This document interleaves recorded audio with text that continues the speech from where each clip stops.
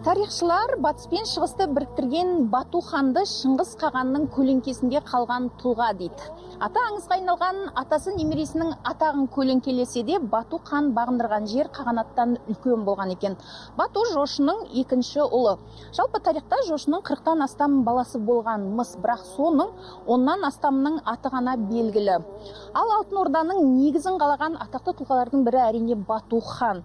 Еуразия даласында тілі, ділі, діні бөлек халықтарды бір ордаға біріктірген Жошы ұлысының, яғни нақтырақ айтқанда Алтын Орданың сол кездегі территориясын тарихшылар былай бекітеді. Қазіргі атау бойынша айтсақ, батыста Дунай өзені. Қазіргі Украина жері толығымен. Шығысы Ертіс Алтай тауы.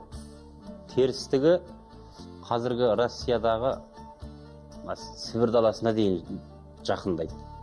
Ал оңтүстік шығысы мына қазіргі Қытай шекарасының ар жағында қалып қойды. Шағатай ұлысының астанасы Алмалықтың бергі батысымен Іле дариясы деп айтуға болады. Қазіргі Іле, сосын бүкіл Қырғызстан, мына барша Өзбекстан, Иран жері, қазіргі Әзербайжан, мына Қаптаулары. Барлығы сол Жошы ұлысының құрамында болса.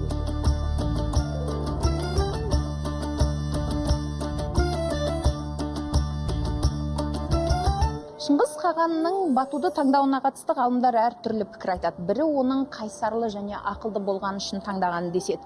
Енді бірі Бату ол кезде небәрі 20 жаста ғана болған, қаған оны көбінесе сынаған дегенге келтіреді. Тағы Батудың туған анасы Үкі хатунның Бөртенмен туысқандығынан да себеп іздейтіндер бар.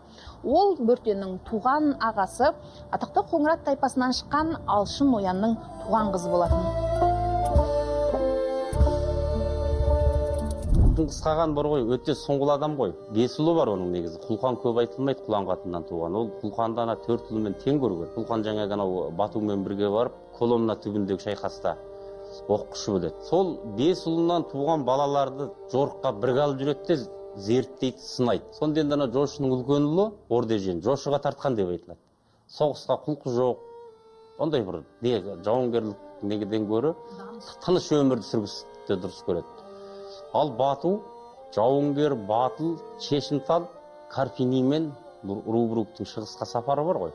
Ол ресми түрде Қарақорымға дейін барады, және Қарақорым қаласында күйікті қаған сайлау рәсіміне қатысады. Бату ханға кездеседі. Бату ханның бетінде қызыл қалы бар адам екен дейді.